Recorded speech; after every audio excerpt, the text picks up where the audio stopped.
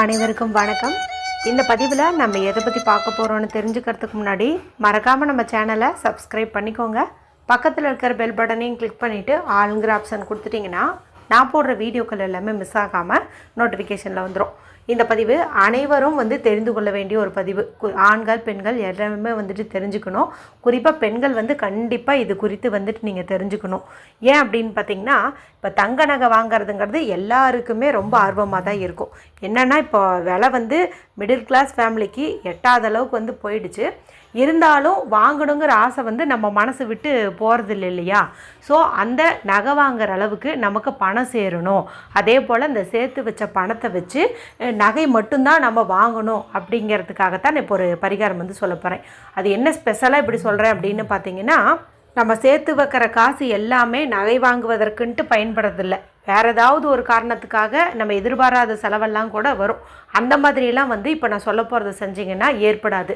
நகை சேர்த்துவதற்காக தான் சேர்த்து வைப்பீங்க, நகையே தான் வாங்குவீங்க அப்படின்னு சொல்லலாம். அது மட்டும் இல்லாமல் இந்த பரிகாரத்தை நீங்கள் செய்யும்போது ஸ்வர்ண தோஷம் விலகும். ஸ்வர்ண தோஷம் அப்படின்னு என்னென்னா, நம்ம முன்னாடி சொன்ன மாதிரி காசு இருந்தாலும் நகை வாங்க முடியாமல் போகும். அப்படியே வாங்கினோம்னாலும் அது யாருக்காவது நம்ம இரவல் கொடுத்து அந்த நகை நம்ம வீட்டுக்கு திரும்ப வராமலே கூட போகும். அடுத்து பார்த்திங்கன்னா அடகு வச்சுருவோம். அந்த அடகு வச்ச நகையை மீட்டலான்னு பார்த்தோம்னா மீட்கவே முடியாது. அது பாட்டுக்கு அப்படியே ஏதாவது ஒரு காரணத்தினால தள்ளி போய்கிட்டே இருக்கும். இந்த மாதிரிலாம் ஏற்படும். சில பேருக்கு பார்த்திங்கன்னா நகை தொலைஞ்சு போகிறதுக்கெல்லாம் வாய்ப்பு இருக்குது. இதெல்லாம் தான் சொர்ண தோஷம் அப்படின்னு சொல்லுவோம். அப்போ இதை நம்ம போக்கணும் அப்படின்னாவே தன்னை போல் நமக்கு நகை சம்மந்தப்பட்ட பிரச்சனைகள் எல்லாமே சால்வ் ஆகும் அப்படின்னு சொல்லலாம். இப்போ நான் சொல்ல போகிற பரிகாரத்தை நீங்கள் வியாழக்கிழமை நாள்னு பொதுவாக எடுத்துக்கிட்டு தாராளமாக செய்யலாம். ஏன்னா வியாழக்கிழமைங்கிறது குரு பகவான் வழிபாட்டுக்கும் குபேரருடைய வழிபாட்டுக்கும் உரிய ஒரு நாள்னு சொல்லலாம். குருவருள் கிட்டின் திருவருள் கிட்டும் அப்படின்னு சொல்லுவாங்க. அதனால் வியாழக்கிழமை நாளில் நீங்கள் இதை செய்யுங்க. எந்த நேரத்தில் செய்யணும்னு பார்த்தீங்கன்னா, ராகு காலம் யமகண்டம் தவிர்த்து மற்ற நேரத்தில் நீங்கள் இந்த பரிகாரத்தை செய்யலாம். அதுவும் நாளைய நாள் பார்த்திங்கன்னா இன்னும் அற்புதமாக நமக்கு அமைஞ்சிருக்குது. ஏன்னா நாளைக்கு வியாழக்கிழமையோடு சேர்ந்து வளர்பெரி அஷ்டமி திதியும் அமைஞ்சிருக்குது. மாதத்தில் 2 முறை அஷ்டமி திதி வரும், வளர்பெரி தேய்பெரின்ட்டு. இதில் தேய்பெரி அஷ்டமி நாளில் நம்ம காலபைரவர் வழிபாடு செய்யணும். வளர்பெரி அஷ்டமி நாளில் நம்ம ஸ்வர்ணாகர்ஷண பைரவர் வழிபாடு செய்யணும். அப்போ நம்ம வாழ்க்கையில் இருக்கிற இந்த ஸ்வர்ண தோஷம் இது எல்லாமே நீங்கும். ஸ்வர்ணாகர்ஷண பைரவர் அப்படிங்கிறவர் யாருன்னு பார்த்தீங்கன்னா ஐஸ்வரேஸ்வரர். இந்த ஐஸ்வரேஸ்வரர் தான் குபேரருக்கும் மகாலட்சுமி தாயாருக்குமே செல்வத்தை வாரி வழங்கினவர் அப்படின்னு சொல்லலாம். மகத்துவம் மிகுந்த இந்த வளர்பெரி அஷ்டமி திதியானது நமக்கு வியாழக்கிழமை நாளில் வந்திருக்கிறதே ரொம்ப சிறப்புன்னு சொல்லலாம். ஸோ நீங்கள் முடிஞ்ச அளவுக்கு நாளைக்கே இப்போ நான் சொல்ல போகிற பரிகாரத்தை செய்யறதுக்கு முயற்சி பண்ணுங்கள். நாளைய நாளில் முடியலன்னா நீங்கள் அடுத்த வாரம் வியாழக்கிழமை செய்யுங்க. இந்த அஷ்டமி திதி எப்போ தொடங்குதுன்னு பார்த்தலாம். இது பார்த்திங்கன்னா இன்று மாலை 6:11 போது தொடங்கிடுது. இது நாளை மதியம் 2:56 வரைக்கும் இருக்குது. முடிஞ்ச இந்த திதி முடியறதுக்குள்ளே செய்யுங்க. இல்லைன்னா வியாழக்கிழமை நாள்னு கணக்கெடுத்துக்கிட்டு செஞ்சிங்கனாலும் அற்புதமான பலன் உங்களுக்கு கிடைக்கும். இது செய்யறதுக்கு ஏதாவது ரூல்ஸ் இருக்கான்னு கேட்டிங்கன்னா ரூல்ஸ் இருக்குதுங்க. பெண்கள் இதை மாதவிலக்கு சமயத்தில் செய்யக்கூடாது. அசைவம் சாப்பிட்ருந்தீங்க அப்படின்னாலும் செய்யக்கூடாது. அதனால் இது மாதிரியெல்லாம் பிரச்சனைகள் இல்லாத ஒரு வியாழக்கிழமை நாளாக செலக்ட் பண்ணிவிட்டு நீங்கள் இதை செஞ்சுருங்க. இதுக்கு தேவையான பொருட்கள் என்ன, எப்படி செய்யணும்னு பார்த்தலாம். முதல்ல உங்களுடைய வீட்டில் குரு பகவானுடைய படம் இருக்குது, ஸ்வர்ணாகர்ஷண பைரவர் படம் இருக்குது. அப்படிங்கும்போது அந்த படத்தை நீங்கள் தூய்மைப்படுத்திட்டு சந்தன குங்குமம் இட்டுக்கோங்க. முன்னாடி சின்னதாக ஒரு தீபம் ஏற்றி வைங்க. எந்த தீபமாக இருந்தாலும் சரி நீங்கள் ஏற்றி வைக்கலாம். நிவேதனமாக கற்கண்டு வைங்க. சரிங்களா? அடுத்தது மஞ்சள் நிறத்தில் இருக்கிற மாதிரி ஒரு துணி எடுத்துக்கோங்க. மஞ்சள் நிறங்கிறது குரு பகவானுக்கு உகந்தது. இது சில்க் காட்டனாக இருக்கலாம், அல்லது காட்டன் துணியாக இருக்கலாம், அல்லது பார்த்திங்கன்னா வெல்வெட் கிளாத்துலேயே மஞ்சள் நிறத்தில் இருந்துச்சு அப்படின்னாலும் அதை எடுத்துக்கலாம். பட்டு துணி அப்படின்னு இதை சொல்லுவோம். சரிங்களா? இது நீங்கள் எடுத்துக்கோங்க. அடுத்தது எண்ணெய் 9 குண்டு மஞ்சள் நமக்கு தேவைப்படுது.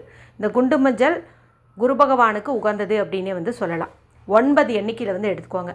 வீட்டில் இல்லைன்னா கடையில் போய் வாங்கிட்டு வாங்க. ஒரு 1/4 கிலோ வாங்கினீங்கன்னா உங்களுக்கு ஓரளவுக்கு வரும். இல்லைன்னா எண்ணெய் 9 மஞ்சள் எடுத்து அதுக்கு என்ன வெயிட் வருதோ அதுக்கு தகுந்த மாதிரி நீங்கள் காசு கொடுத்து வாங்கிக்கோங்க. இப்போ இந்த மஞ்சளுக்கு மேலே சந்தன குங்குமம் வச்சுக்கோங்க. 9 மஞ்சள் மேலேயும் வைங்க. பார்க்கறதுக்கே அப்படியே லக்ஷ்மி கடாச்சம் பொருந்தியதாக இது இருக்கும். சரிங்களா? அடுத்து இந்த 9 மஞ்சளையும் அந்த துணி எடுத்து வச்சோம் இல்லையா அதில் வச்சுருங்க. வீட்டில் தங்க பொருட்கள் ஏதாவது இருக்குது, அதாவது உடஞ்சி போனதாக இருந்தாலும் சரி, மூக்குத்தி இருக்குது, திருகாணி இருக்குது, அல்லது கம்மல் இருக்குது, அந்த கம்மலில் ட்ராப்ஸ் இருக்குது, இது மாதிரி ஏதாவது இருந்துச்சுன்னா அதை நீங்கள் வைக்கலாம். இல்லைன்னா யூஸ் பண்ணுற பொருளே தான், என்கிட்ட ஒரு 2-3 மோதிரம் இருக்குது, நான் 2 தான் போட்டிருக்கிறேன், இன்னொன்று சும்மா இருக்குது அப்படிங்கும்போது அதை கூட நீங்கள் இது கூட வந்து சேர்த்து வைக்கலாம். இல்லைன்னா வெள்ளி பொருள் வந்து வைங்க. இல்லைங்க தங்கமே ஒரு குண்டுமணி கூட இல்லை, அது சேர்ந்துங்கிறதுக்காக தான் இந்த பரிகாரமே செய்கிறோம் அப்படிங்கிறவங்க சரி பரவாயில்ல விட்டுருங்க, எதுவுமே வைக்க வேண்டாம். எண்ணி 3 1 காசு வைங்க.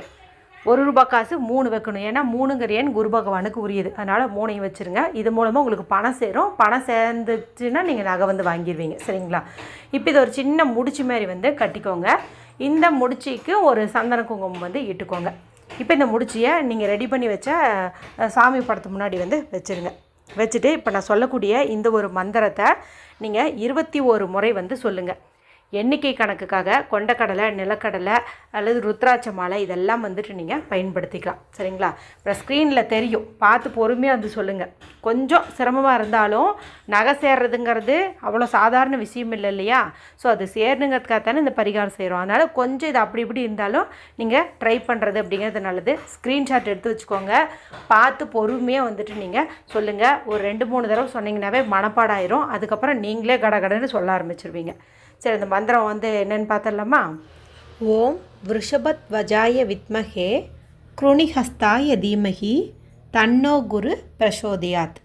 ஓம் விருஷபத்வஜாய வித்மஹே க்ருணிஹஸ்தாய தீமஹி தன்னோ குரு பிரசோதயாத். இதுதான். இதை வந்துட்டு 21 முறை சொல்லுங்கள். சொல்லி முடித்த பிறகு இந்த மூட்டைக்கு ஊதுபத்தி, சாம்பிராணி இதெல்லாம் காட்டிட்டு இதை நீங்கள் அப்படியே எடுத்துகிட்டு போயிட்டு பீரோவில் வந்து வச்சுருங்க. ஆல்ரெடி கொஞ்சமாவது நகை வச்சுருக்கிறவங்க அது கூட இதை வச்சிடலாம். இல்லைன்னா நீங்கள் கொண்டு போய் பீரோவில் வச்சுருங்க. சரிங்களா? இதை நீங்கள் செஞ்ச யோகம் உங்களுக்கு பல மடங்கு பணம் வந்து சேரும். பணவரவில் இந்த தடைகள் எல்லாம் நீங்கி பணம் வந்து சேர ஆரம்பிக்கும். சேர்த்து வச்ச பணத்தை பயன்படுத்தி கண்டிப்பாக நீங்கள் நகை தான் வாங்குவீங்க.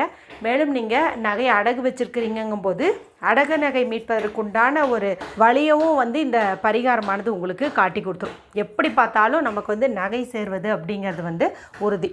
சரி, இதே என்ன பண்ணணும், இது எத்தனை நாள் அப்படியே வச்சுருக்கணும் அப்படின்னு பார்த்தீங்கன்னா, இது ஒரு 3 மாதம் வரைக்கும் நீங்கள் அப்படியே வந்து வச்சுக்கலாம். 3 மாதம் கழித்து இந்த மஞ்சளை வந்துட்டு நீங்கள் பாருங்கள்.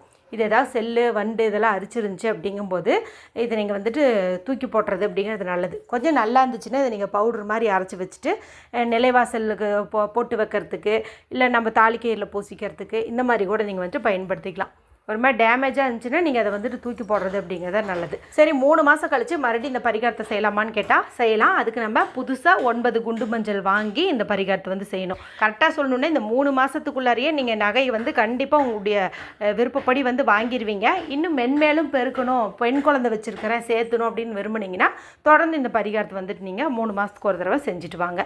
முடிஞ்ச அளவுக்கு ஒவ்வொரு வியாழக்கிழமை நாள்லேயும் இந்த மூட்டையை எடுத்து குரு பகவான் முன்னாடி படம் வச்சுருந்திங்கன்னா அங்கே வச்சுட்டு, இல்லைனா மகாலட்சுமி தாயார் படம் முன்னாடியே வச்சு ஒரு தடவை சாம்பிராணி காட்டிட்டு திரும்பவும் பீரோலேருந்து வைங்க. இது பார்த்திங்கன்னா அந்த சக்தியை குறையாமல் வந்து பார்த்துக்கும். சரிங்களா?